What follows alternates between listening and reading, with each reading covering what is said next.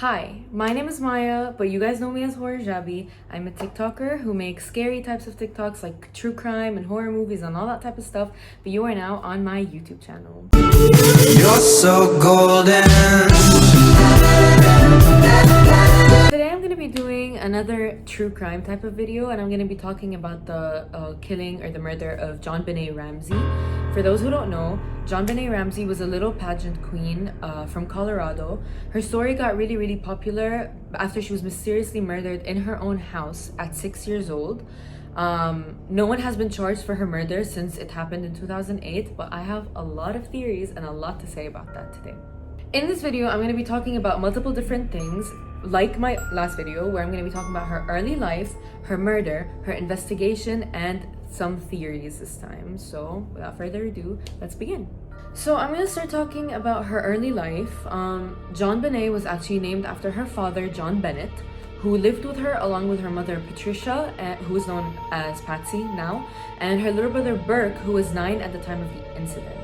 JonBanet was a very charismatic child. She was beautiful. She had bouncy blonde hair. She sang in her pageant. So at 6 years old, she had multiple different titles as pageant queen, which is very surprising and very fun for a little girl like her.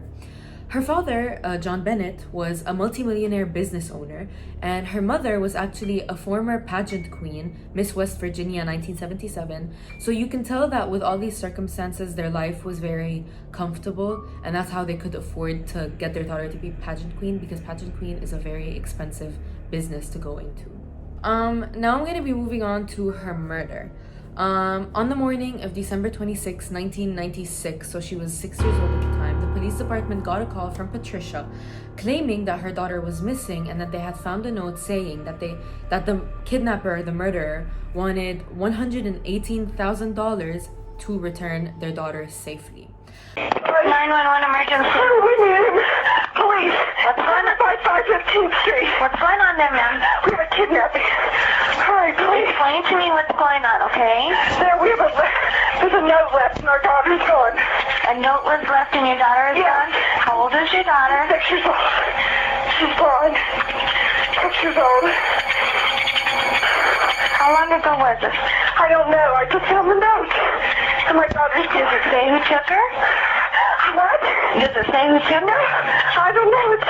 There's a ransom note here. It's a ransom note? It says FBTC. Victory. Upon the arrival of the police department, they did a brief search of the house because they ruled it as a kidnapping. From the beginning of the case, they immediately thought it was a kidnapping, so they did not search the house as thoroughly as they had to. But on the second search, they asked family members to join in on the search, which is not very wise of the police. They, by the way, made multiple mistakes that I'm going to be pointing out. But moving on, they said they wanted to search the house a second time. JonBanet walked directly to the basement, immediately to the basement, where the policeman had already searched before, where he found JonBanet's body, and she was unfortunately dead by the time he found her. She appeared to have been hit on the head and strangled with a rope, and she was tied with duct tape. During the murder investigation, multiple different family and friend people walked into the house, which they could have been messing with evidence. The police should not have allowed people to walk into the house. And when John found his daughter, he picked her up and took her upstairs, which he should not have done. Again, when it's a murder scene, you're not supposed to touch anything, especially the body of the murdered person or child or whatever it is. Now I'm going to be getting into the initial investigation for the whole murder. So upon the finding of JonBanet's body, Patsy and John were immediately interviewed by the police together. They interviewed them together, not apart, when they're supposed to interview them apart, because what if they were involved in the murder? They would see a slight difference in the story, but no, that was another mistake made, which they interviewed them together. And then Burke wasn't interviewed until like weeks after the initial murder, so that's also another mistake. So there were multiple mistakes going on, which is why this probably was and still remains an unsolved case. In the next 4 years after the murder, the Ramseys changed up their stories multiple times on the internet and on social media, which led theorists to put them as prime suspects for the murder of their daughter. Another thing that could point a finger at the parents or like the family in general is that the ransom note found written after the kidnapping or the murder of JonBanet was written on a paper that belonged to the mother inside of the house. Yes, the paper was inside of the house and it was written, and it was what the kidnapper used to write on to give them back their daughter. And then I mentioned that she was duct taped, JonBanet. They retrieved this material off the duct tape and they found out that the material matches up with Patsy's sweater that she was wearing at the time. So it's kind of starting to get together. A few years later, the jury decided to to put John and Patsy as prime suspects, and they named them guilty, but they were never actually convicted or imprisoned for the murder of their daughter that they did do according to the jury. And then in 2001, Patsy unfortunately passed away from ovarian cancer, leaving John and Burke to live by themselves. And in 2016, Burke appeared on the Dr. Phil show to break the silence after 20 years of his sister's murder, which you can check out the link in the description down below to the entire interview and another interview that I'm also going to link for Burke and his father. So now I'm going to be moving on to the theories of this murder, crime, whatever you want to call it. Now, the majority of the theories that I personally believe blame the family initially. I 100% think the family, or specifically the brother, did it. But I won't be going into all those theories. I'm only going to be going into one, and it's the most detailed and the most one that makes sense to me personally. If you have different theories, you can leave them in the comments. I'll read all of them, I don't mind. But this is theory that I personally believe the most. So the murder in this specific theory is, as I said, Burke, her at the time 9-year-old brother.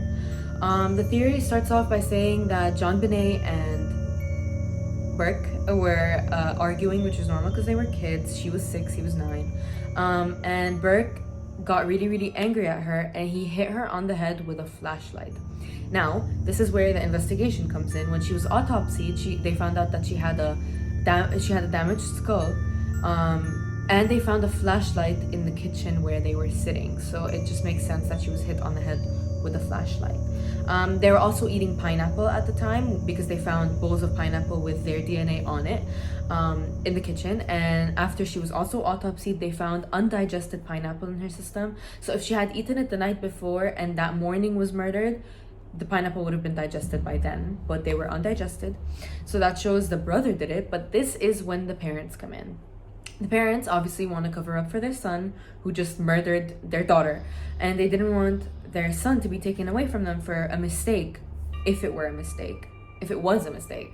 I don't know if it was or not, but it's like, I think it was a mistake. Still, he killed her and they were covering up for it, so they staged the entire murder scene. JonBanet was found strangled with a rope attached to a broken paintbrush that the mother had. There was absolutely no way that the murderer that wanted to murder JonBanet came with, number one, no weapon and used a flashlight that was found in the kitchen, and no note that he wanted to write. And he sat there. The note was 3 pages long. 3 pages long, guys.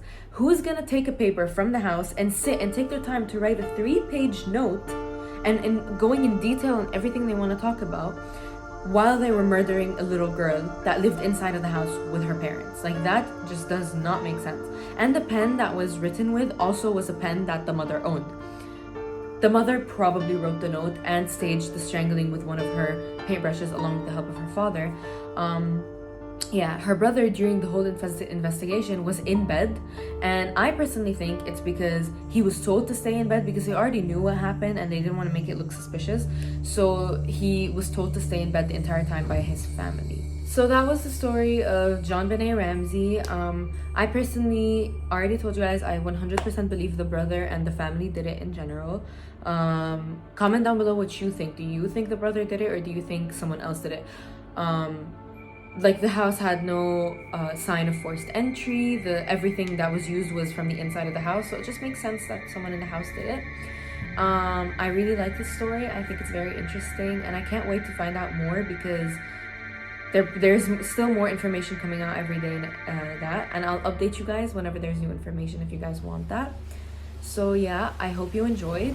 You should follow my TikTok, which is @horrorjabi, and my Instagram, which is @hmaya__, and subscribe to my channel and like this video if you enjoyed it and if you want more true crime videos. So yeah, thank you for watching. Bye guys.